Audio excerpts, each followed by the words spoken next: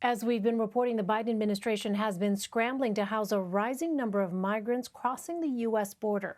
Over 15,000 unaccompanied minors are now in U.S. custody, and many are stuck in overcrowded facilities. The administration is being blamed for the situation and criticized by Republican lawmakers for refusing to call it a crisis. For more, let's bring in Politico immigration correspondent Sabrina Rodriguez. She joins me now from Miami.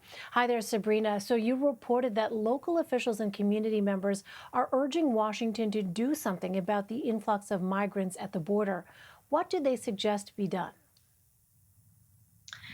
Local officials along the border, I mean, their main message when I was down there talking to them was there needs to be less politics in this conversation and more solutions coming to the table. The biggest one is the fact that we've seen these surges happen time and time again. In 2014 under Obama, there was a surge of migrants arriving at the border. In 2019 under Trump, we saw another surge of migrants. And the reason it keeps happening is because there is no substantive policy changes. That's where they think Congress needs to come in and actually pass comprehensive immigration reform. And in that package, I mean, we're talking about adding funding to help, end or help address the root causes of migration from these countries in Central America. A lot of the people that are coming from countries like Guatemala, El Salvador, Honduras, southern Mexico, where they're fleeing, to poor conditions, whether it be violence, devastation from back-to-back hurricanes last year. And, the key that these local officials say is addressing some of those causes to really see some long-term solutions.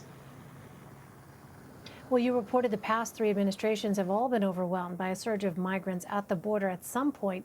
What long-term changes need to be made? The biggest one is figuring out how to work the best with Central America. Right now, a lot of the conversation, whether it's in the White House, in Congress, and just kind of the media, the way we're talking about it, is a lot about the immediate needs as, thousands of unaccompanied minors are arriving. There are immediate challenges in that of figuring out the best way to move them through a system and get them to be with vetted sponsors, how to make sure that they're not in CBP custody for a long time and can be in, shelters that are considered a more humane alternative.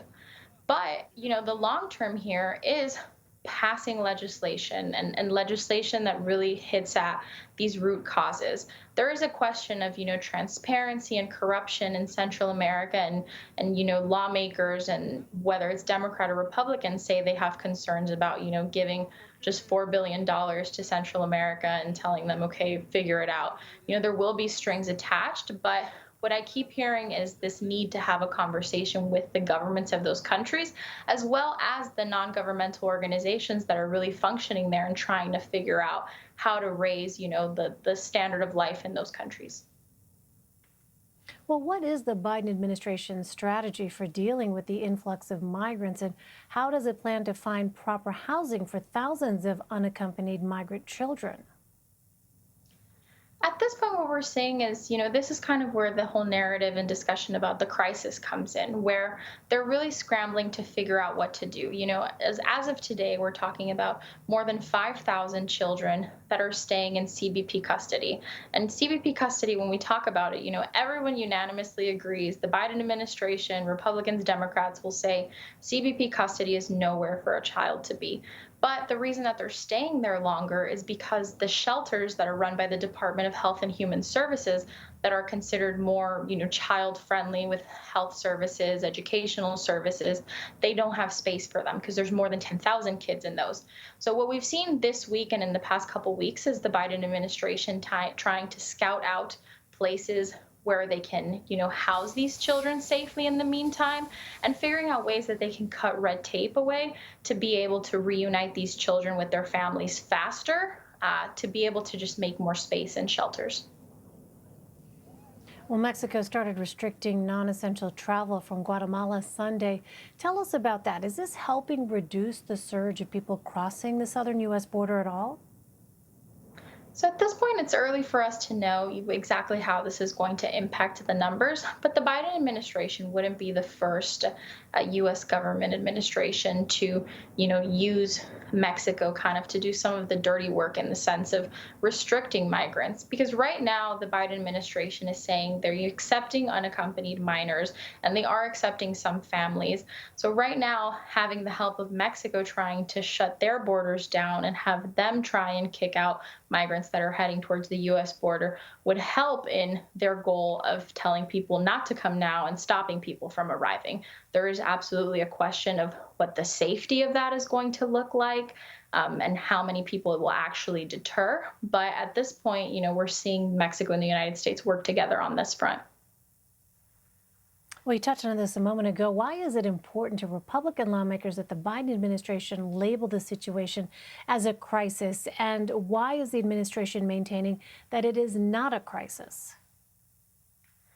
For the administration, it goes back to the fact that they're trying to talk about immigration policy in a much different way than the Trump administration did.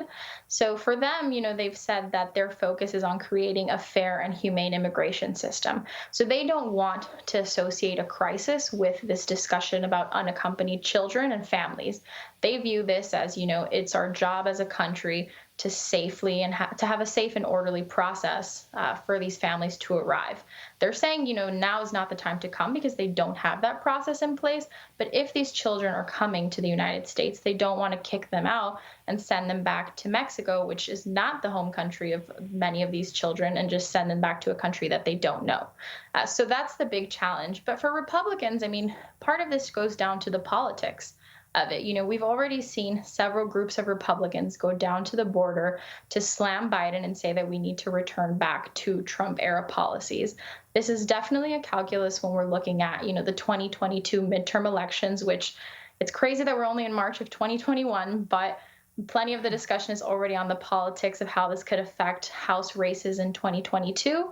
And really selling this on the messaging of it being a crisis could impact, the calculus for Democrats and how things shape up for an election. Yeah, we know this is such an incredibly emotional and complex issue. Sabrina Rodriguez for us. Sabrina, thank you. Thank you.